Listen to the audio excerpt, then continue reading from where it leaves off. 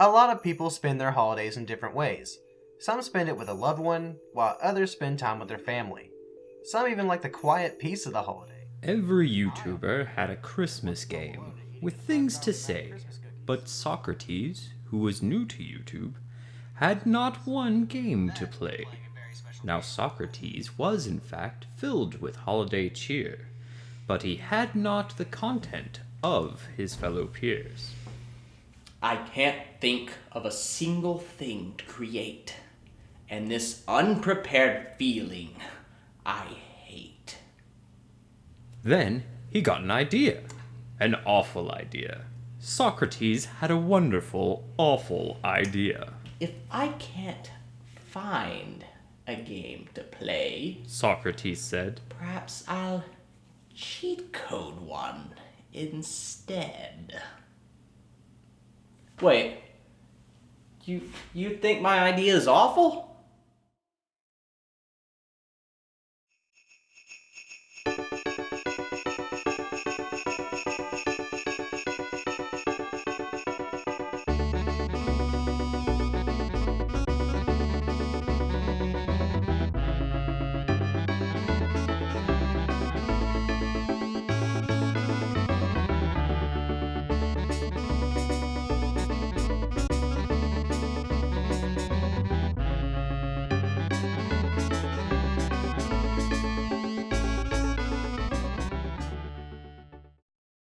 Hey everyone, it's Socrateez, and I was just thinking about the most wonderful time of the year. Christmas time is almost here, and it's that time where nerdy people like me go back and look at our nerdy, geeky Christmas memories. There is one gift that holds a special place in my heart, the 1996 video game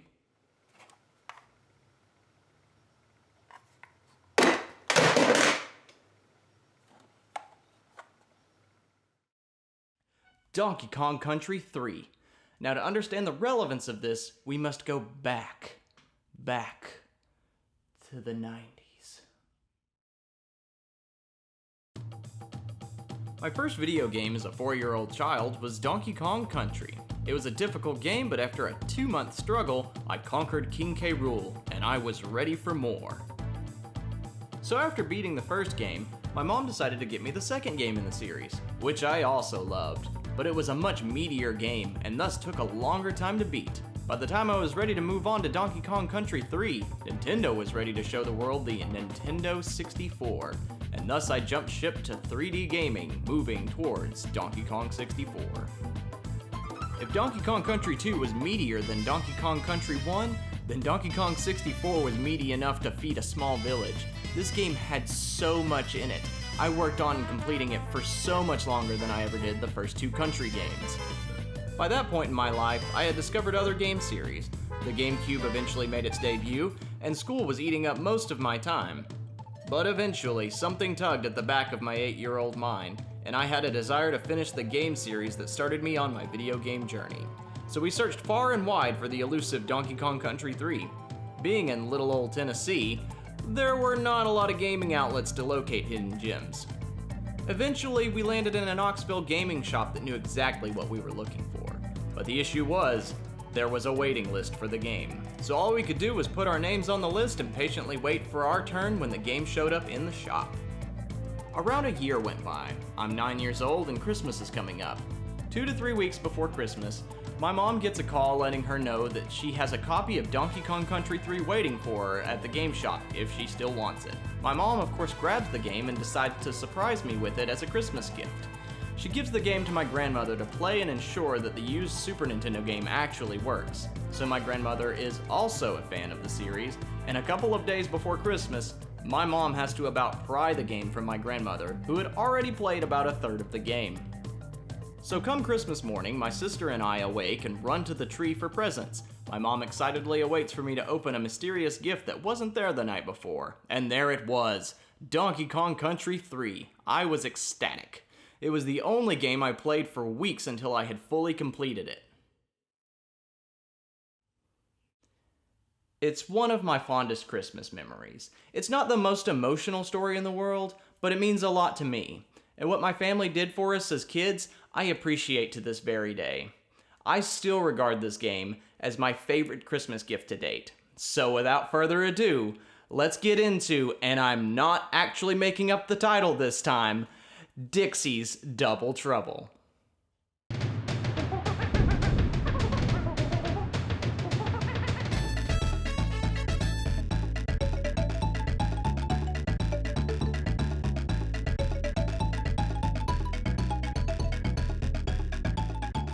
Where to begin? Donkey Kong Country 3 follows the same gameplay style of the first two, but I'll break it down for you.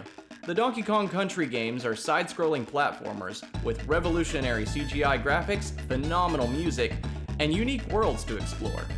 Donkey Kong Country 3 added new vehicle-based overworld exploration, new minigames, collectibles, bear-based side quests, and new characters and animal buddies. So let's get down to it, starting with the story.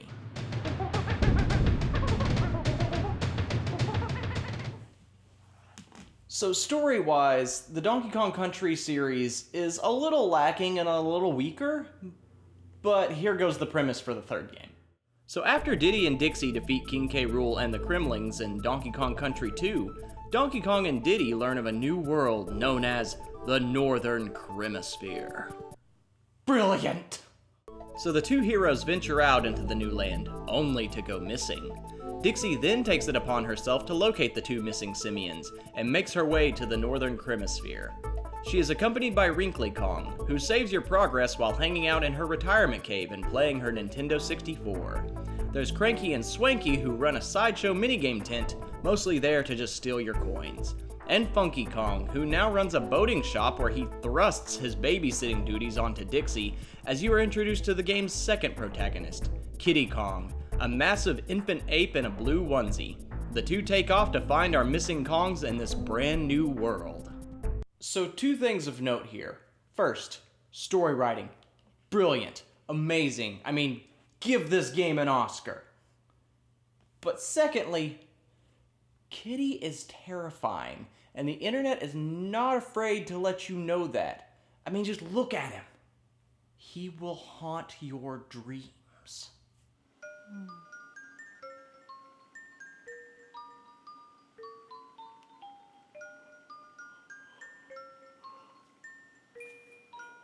Ooh. Let's just move on to the best elements of this game, the levels.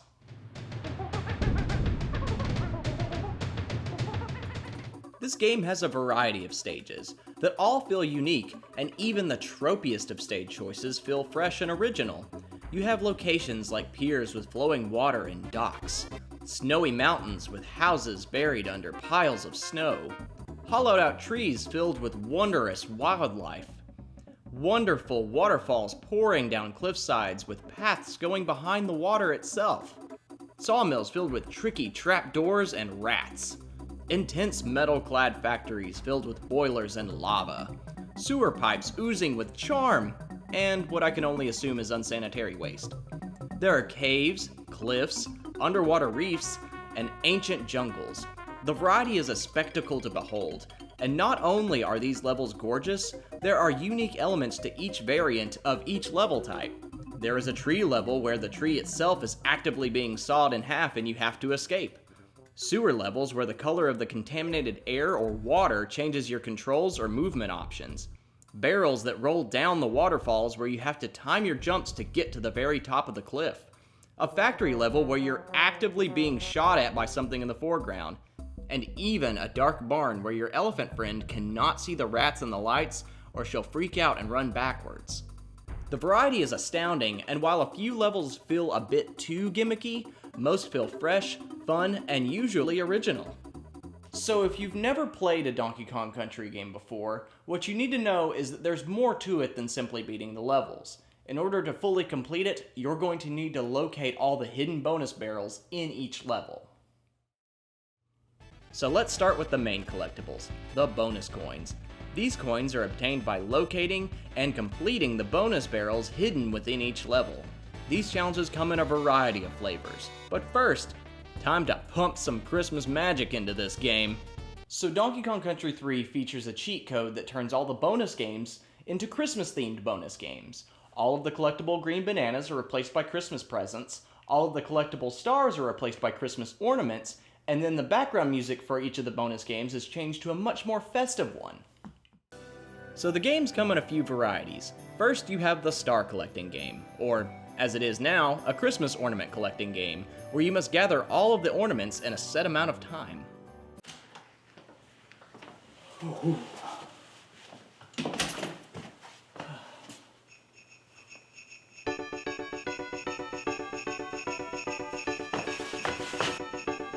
Don't you dare.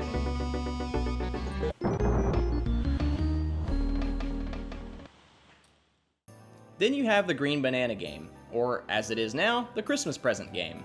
In this minigame, you have to collect Christmas presents that are disappearing and reappearing over time, while trying to gather the correct amount within the time limit.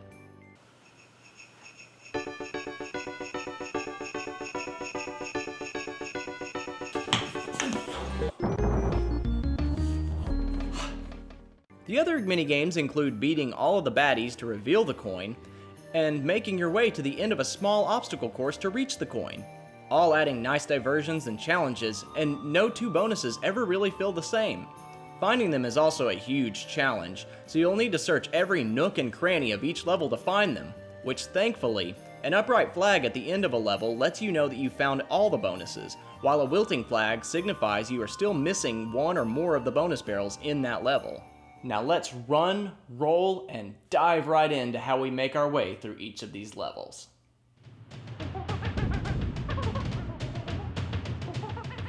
So to explore through these levels, you're going to need to use a certain moveset. You'll have odd character combos and animal buddies to help... Odd character combos and animal buddies to...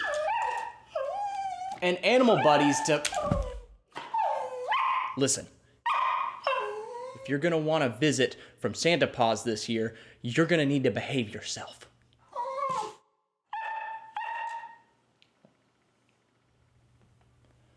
This is where you'll use odd character combos and animal buddies to help you make it through each of the levels. So with Donkey Kong Country 3, you get fun tag team options and abilities.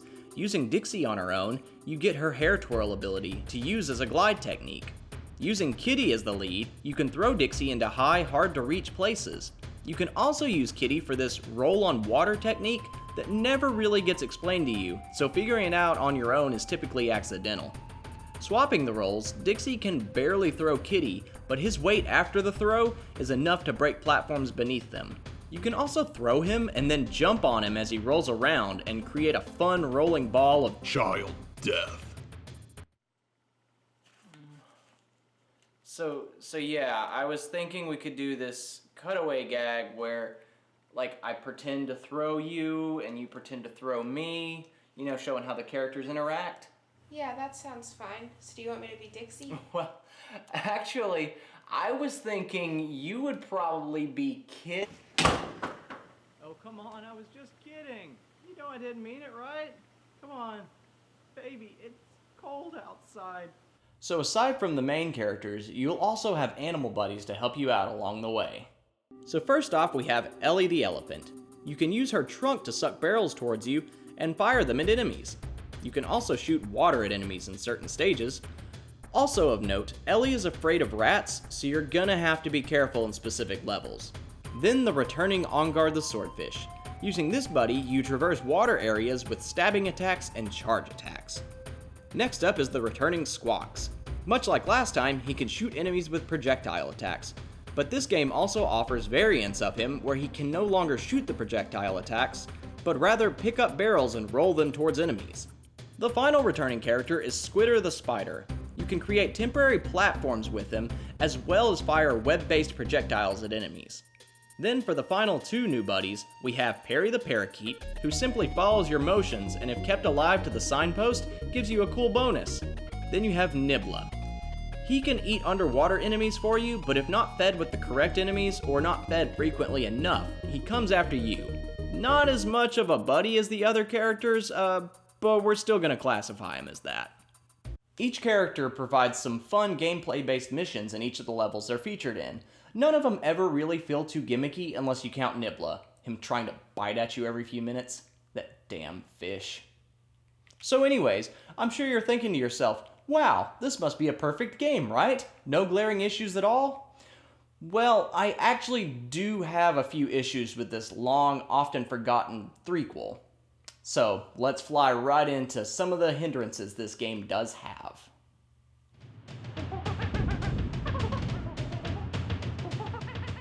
So first up, let's talk about those boss battles. So my main gripe with the game has to be the boss fights. For the first time in the series, we don't really see boss fights reused, unless you count the first stage of the final boss fight, but we'll get there. Now, don't get me wrong, there are some creative bosses here, just some lack some depth or creative design. So, prime example is the first boss, Belcha. Belcha is a burping barrel that must be beaten by tossing bugs into his mouth, causing him to eat said bug and then burp backwards into a pit. The boss fight is creative enough, but the frame for tossing the bugs is so dang precise that if you haven't done this before, then good luck to you. Boss 2 is just a spider. He has a weird bouncing pattern and spits little bouncing balls at you. Timing your movement or exploiting hugging the wall to protect your barrel is crucial, but more so in a frustrating manner than you'd expect. Breaking your held barrel causes you to wait through another phase, and so this fight can go on for way longer than it should. From here you have the bizarre boss fight against a weird waterfall with eyes? I mean, what? Then there is the boss fight against the robot leader Chaos, the new leader of the Kremlings, which is just bouncing up platforms created by himself to jump on his head. But not all the boss fights are so bad. You have great boss fights like the snowball fight against the angry snowman, or a multi-stage underwater fight against the weird pufferfish thing. Just seems like some of the bosses were a little underwhelming, lazily designed, or just tedious. So now let's talk about some birds, specifically these kind of birds. So Donkey Kong Country 3 adds new collectibles to the fray in the form of banana birds. These little guys can be gathered through the Bear Brothers side quests, or the more frustrating manner by finding caves. So scattered throughout the overworld are hidden caves. They're fun to find, but what lies inside is the frustrating part. To access the bird, you must partake in a memory-based game. This is like the old Simon Says game toy thing where you just simply replay the colors in the same pattern that's repeated in front of you. Easy at first, but as the game continues, you find so many of these caves that the sequences get longer and longer to the point of just being annoying. There's no difference in this challenge other than the sequences just get longer, almost just there to waste your time. My final gripe has to be the DK coins, or at least how you obtain them. You see, in Donkey Kong Country 2, you just had to find the hidden coins within the main levels, but now most of them are out in the open, and you simply have to figure out how to bounce a barrel off the wall behind this guy to hit him and get the coin. Granted, there are some really creative ways to do this, especially in the later game, but most of the time, it just feels like an extra step that just keeps you from getting your coin. And you all know how I feel about collecting coins. Alright, so I think it's about time we discuss how this game plays out. Everything from the ending, final boss, final levels, final secret area, and the final secret ending. Let's go.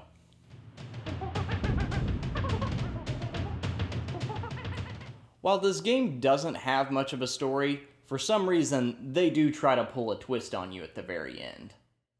So after conquering every level, it's time to fight the final baddie, a rematch with the leader of the land, Chaos the Robot.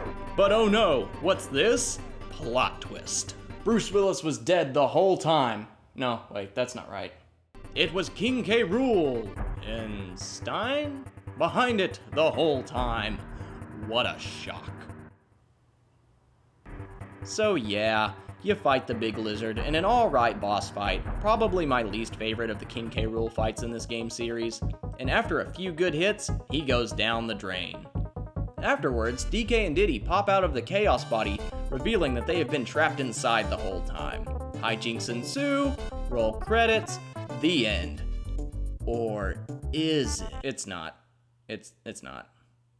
You see, during your adventure, it was alluded to that there was a lost world, so now you must go find it. Oh! Yes, life finds a game.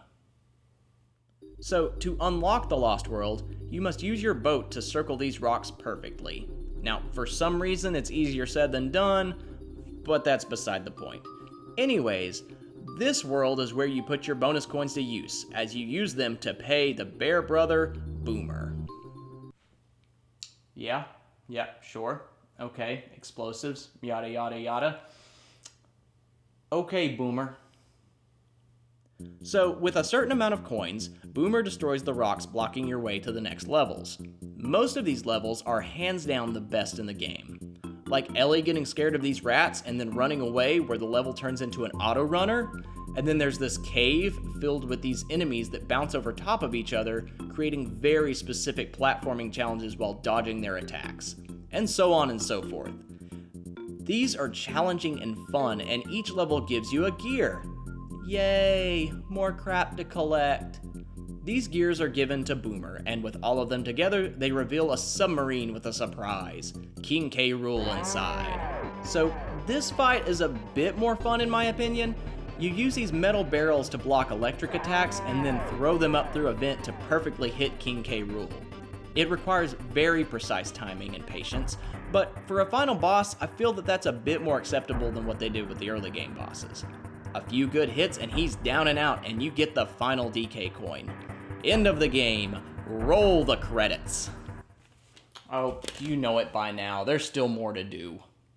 So if you have successfully located all of the other DK coins, you can take them to Funky Kong, who instead of a boat, gives you this awesome helicopter. Using this, you can now access more caves for bird collecting. Woo! Then at the top corner of the map is the Banana Bird Queen, who needs all of her children to escape and exact her revenge on King K. Rool, who locked her up there in the first place. After getting all of the banana birds, you are treated to a fun final ending cutscene in which the Kongs and the Bird Queen catch King K. Rool in an egg. The final scene plays out with a fun scene of cranky water skiing in the background only to finally crash. Now roll credits. What happened on that glorious day? Why, Socrateez thought about a game to play. But wait, Socrateez has a little more to say. Maybe he'll even wish us a happy holiday. This game is special to me, and it still holds up well. It has a few shortcomings, but not enough to fail. So that's all there is, but we just want to say, from all of us, that we wanted to wish you a Merry Christmas. Before we go, I just wanted to give a shout out to a very special nonprofit. Love Learning Music is on a mission to provide youth with a passion for education. John Boss and his team use music to educate, inspire, and create opportunities for youth. Love Learning Music is a nonprofit ministry for youth ages 2 to 22. If you are looking for a good cause to donate to this season, please consider donating to this wonderful organization. Info and links are in the description below.